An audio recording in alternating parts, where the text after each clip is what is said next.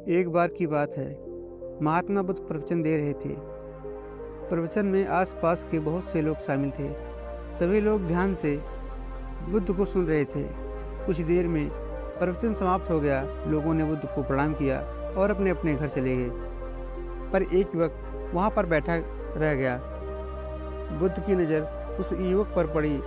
तो वे पूछ बैठे, क्या बात है वत्स, कोई जिज्ञासा है क्या? युवक बुद्ध के पास गया और प्रणाम करके बोला, प्रभु, बहुत उलझन में हूँ। जितना इस बारे में सोचता हूँ उतना ही उलझ जाता हूँ। कैसी उलझन है वत्स? बुद्ध ने प्रश्न किया। कैसी उलझन है वत्स? युवक हाथ जोड़कर बोला, प्रभु, यह संसार कितना विशाल है। संसार में लाखों करोड़ों लोग निवास करते हैं। उनमें भी एक से बढ़कर एक विद्वान, कलाकार, योद्धा। ऐसे में उन सबके बीच मुझ जैसे सामान्य प्राणी का क्या मूल्य है? युवक की बात सुनकर बुद्ध मुस्कुरा दिए। वे बोले, तुम्हारी जिज्ञासा का उत्तर मिल जाएगा, पर इसमें थोड़ा सा समय लगेगा। क्या तब तक मेरा एक छोटा सा काम कर सकते हो?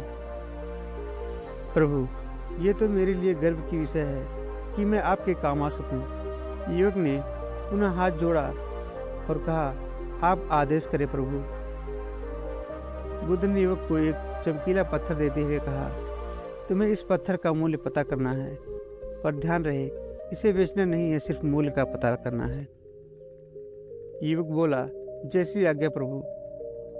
युवक ने बुद्ध से वह पत्थर ले लिया। उसने एक बार फिर से उन्हें प्रणाम किया और बाजार की ओर चल पड़ा। बाजार वहां से ज्यादा दूर नहीं था।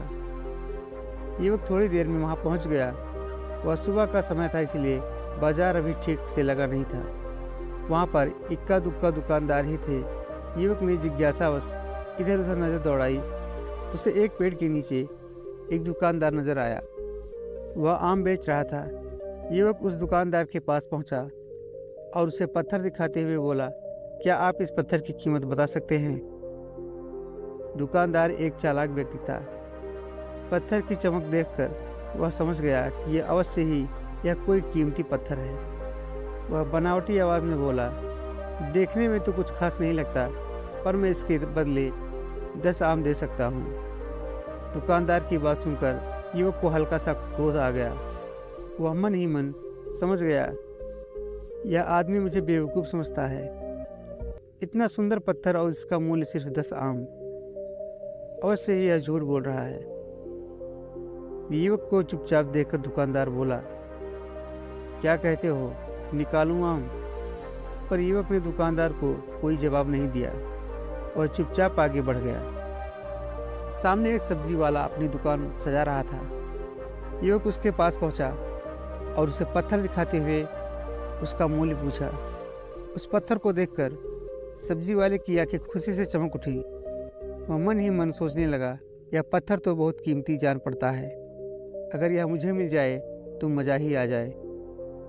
क्या हुआ भाई, कहाँ खो गए? युवक ने दुकानदार की तंदा तोड़ी। सब्जी वाला चौंकता हुआ बोला, कुछ नहीं, मैं तो बस मन ही मन इसकी कीमत की गणना कर रहा था। वैसे मैं इस पत्थर के बदले एक बोरी आलू दे सकता हूँ। सब्जी वाले के चेहरे की कुटिलता देखकर युवक समझ गया कि यह दुकानदार भी मुझे मूर्ख बना रहा है। मुझे किसी और से इसका मूल्य पता करना चाहिए। यह सोचता हुआ युवक आगे बढ़ गया। सब्जी वाला दुकानदार ने युवक को पीछे से आवाज़ लगाई, क्या हुआ भाई, अगर आपको यह मूल्य कम लग रहा है तो बताएं तो सही, मैं इसे बढ़ा दूंगा। पर युवक ने उसकी बात पर ध्यान नहीं दिया। वह इधर उधर किसी ऐसे व्यक्ति को खोजने लगा जो जानकार हो और इस पत्थर की सही मूल्य बता सके। युवक को लग रहा था कि अवश्य ही यह कोई कीमती पत्थर है। शायद कोई जौहरी इसका सही मूल्य बता सके। यह सोचता हुआ एक जौहरी की दुकान पर पहुंचा। जौहरी अपनी दुकान को अभी खोल ही रहा था। उसने युवक को अपनी दुकान की ओर आते हुए दूर से देख लिया था। साथ ही उसने युवक का हुलिया देखकर यह भी भांप लिया था, यह कोई गरीब व्यक्ति है जो संभवतः कोई गहना बेचने आया होगा। जौहरी ने हाथ जोड़कर युवक को नमस्कार किया और मुस्कुराकर पूछा, बताएं महोदय, मैं आपकी क्या सेवा कर सकता हूँ? युवक ने बुद्ध का दिया पत्थर अपनी हथेली पर रख दिया। इसका मूल्य पता करना है। पत्थर को देखते ही जौहरी उसे पहचान गया। यह बेशकीमती रूबी पत्थर है जो किस्मत वाले को मिलता है। वह बोला, पत्थर मुझे दे दो और मुझसे 1,00,000 रुपए ले लो। यह कहते हुए जौहरी ने पत्थर लेने के लिए अपना दाहिना हाथ बढ़ाया, पर तब तक युवक ने पत्थर को अपनी मुट्ठी में बंद कर लिया। उसे पत्थर के मूल्य का अंदाजा हो गया था, इसीलिए वह बुद्ध के पास जाने के लिए मुड़ गया। जौहरी ने उसे पीछे से आवाज़ लगाई, अरे रुको तो भाई, मैं इसके 50 लाख दे सकता हूँ। युवक को वह पत्थर बेचना तो था नहीं, इसीलिए वह रुका नहीं और दुकान के बाहर आ गया। पर जौहरी भी कम चालाक नहीं था। वह उस अनमोल पत्थर को किसी भी कीमत पर अपने हाथ से जाने नहीं देना चाहता था। वह दौड़कर उसके आगे आ गया, हाथ जोड़कर बोला, तुम यह पत्थर मुझे दे दो, मैं इसके बदले 1 करोड़ देने को तैयार हूँ। युवक को जौहरी की बातों में अब कोई रुचि नहीं रह गई थी। वह जल्द से जल्द बुद्ध के पास पहुँच जाना चाहता था, इसीलिए न तो वह रुका और न ही उसने जौहरी की बात का कोई जवाब दिया।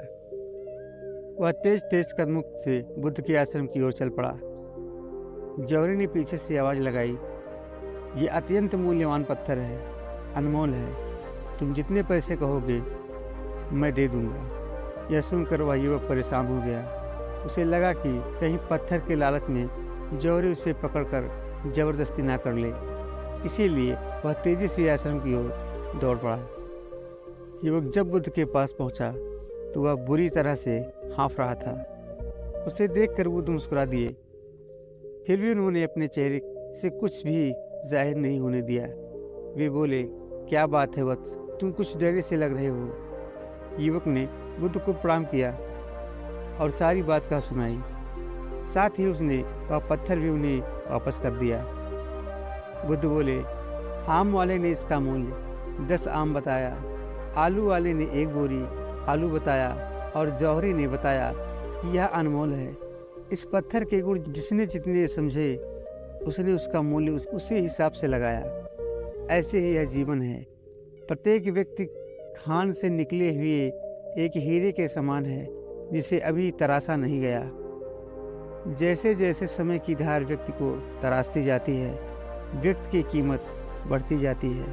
यह दुनिया व्यक्ति को जितना पहचान पाती है उसे उतनी ही महत्व देती है।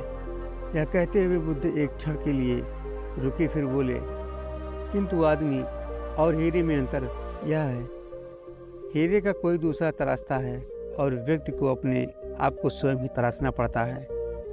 और जिस दिन तुम अपने आप को तराश लोगे, तुम्हें भी तुम्हारा मूल्य बताने वाला कोई ना कोई जौहरी मिल ही जाएगा।